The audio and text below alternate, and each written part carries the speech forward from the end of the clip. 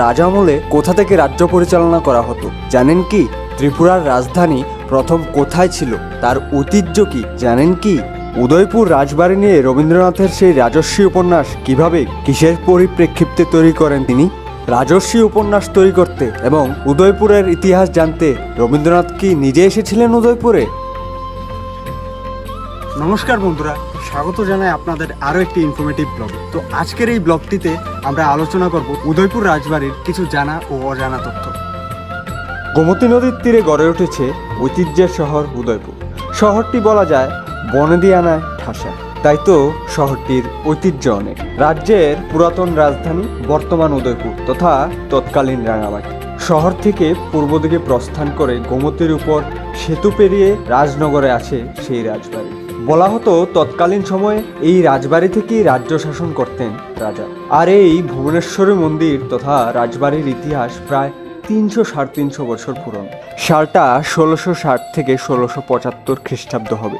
তার এই মধ্যবর্তী সময়ে মহারাজা গোবিন্দমাণিক্য ভুবনেশ্বরী মন্দির স্থাপন করেছিলেন এবং সেই রাজবাড়ি থেকেই রাজ্য পরিচালনা করতেন মাণিক্য বংশের রাজারা। রাজবাড়িতে প্রবেশের পথে বাঁদিকে একটি দুর্গ রয়েছে। স্থানীয়দের দাবি এই দুর্গ থেকে রাজার প্রহরীরা পাহারা দিতেন। যদিও ভুবনেশ্বরী মন্দিরের মূল অংশটি এখন আর্কিওলজিক্যাল ডিপার্টমেন্টের তত্ত্বাবধানে রয়েছে, তাই মূল মন্দিরের অংশটি বেশ পরিষ্কার পরিচ্ছন্ন। যদিও পরে আগরতলায় রাজধানী স্থানান্তরের পর রাজপরিবারের পরবর্তী রাজমাতা এবং যুবরাজ এখানে পদার্পণ করেছিলেন বলে কথিত আছে।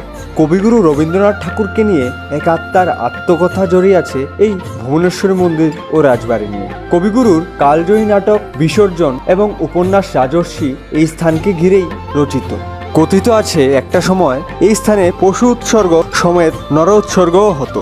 এক সময় গোমতীর জলে রক্তের স্রোত বয়ে যাওয়া প্রত্যক্ষ করে হাসি ও তাতা দুই ভাই বোনের মধ্যে হাসি বলে ওঠে, এত রক্ত কেন?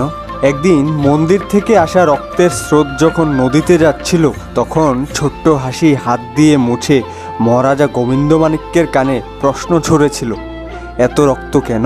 সেদিন ছোট্ট মেয়ের এই প্রশ্ন রাজা গোবিন্দমাণিক্যের কর্ণে প্রতিধ্বনি করছিল। তারপর থেকেই হাসি ও তাতার মধ্যে মহারাজ গোবিন্দমাণিক্যের স্নেহের সম্পর্ক গড়ে ওঠে। তবে জানা যায় কিছুদিন পরেই প্রচণ্ড জ্বরে হাসি পরলোক গমন করে। পরে মহারাজ তাতাকে তার সান্নিধ্যে নিয়ে আসেন এবং তার নাম দেন ধ্রুব। হাসির এই প্রশ্নে মানসিকভাবে তীব্রভাবে বিধ্বস্ত রাজা একটা সময়ে বলিপ্রথা বন্ধ করতে রাজদরবারে প্রস্তাব এবং নির্দেশ দেয়। এই প্রথা বন্ধের নির্দেশ দিয়ে আমলাদের ক্ষোভের মুখে পড়তে হয়েছিল রাজাকে, যা সম্পর্কে রবীন্দ্রনাথ তার রাজস্বী উপন্যাসে লিখেছিলেন। এই রোমহর্ষক ইতিহাস যেন প্রতিচ্ছবির মতো দেখতে ও অনুভব করতে পাওয়া যায় উদয়পুর রাজবাড়িতে আসলে। যদিও উপরের উল্লেখিত ঐতিহাসিক কাহিনীগুলো রবীন্দ্রনাথের কল্পনার জগতের। জেনে অবাক হবেন, রবীন্দ্রনাথ ত্রিপুরাতে 7 বার আসলেও উদয়পুর রাজবাড়িতে একবারও আসেননি। এই কাহিনী পুরোটাই রবীন্দ্রনাথের ভাবনা চিন্তা অথবা কল্পনা বলে দাবি করা হয়। যদিও পরবর্তীতে 2007 সালে গোমতীর উপর যোগেশ সেতু নির্মাণ হওয়ার পর রাজবাড়ির সাথে পর্যটকদের যোগাযোগ ব্যবস্থা আরও দৃঢ় হয়। রবীন্দ্রনাথকে শ্রদ্ধা জানিয়ে গড়ে তোলা হয়েছে রবীন্দ্রনাথের মূর্তি। প্রত্যেক 25শে বৈশাখ রাজবাড়িতে 2 দিনব্যাপী মেলা ও সাংস্কৃতিক অনুষ্ঠানে প্রচুর লোক সমাগম হয়। দেশ বিদেশের শিল্পীরা কবিগুরুর গান গাইতে থাকেন, কবিতা পাঠ হয় ও নৃত্যানুষ্ঠানও হয়। যদিও এখন ভুবনেশ্বরী মূর্তিটিকে নতুন ঘর বানিয়ে প্রতিষ্ঠা করা হয়, সেখানেই হয় পুজো। তো বন্ধুরা, রাজ্যের বিভিন্ন ঐতিহ্যবাহী স্থানগুলির লুকিয়ে থাকা তথ্য সমেত আরও ব্লগ আনবো তোমাদের জন্য। অবশ্যই জানাও পরবর্তী কোন স্থানের ব্লগ দেখতে চাও তোমরা, নিয়ে আসবো সেই স্থানের ব্লগ তোমাদের জন্য। ততক্ষণ ভালো থাকো, সুস্থ থাকো, ধন্যবাদ।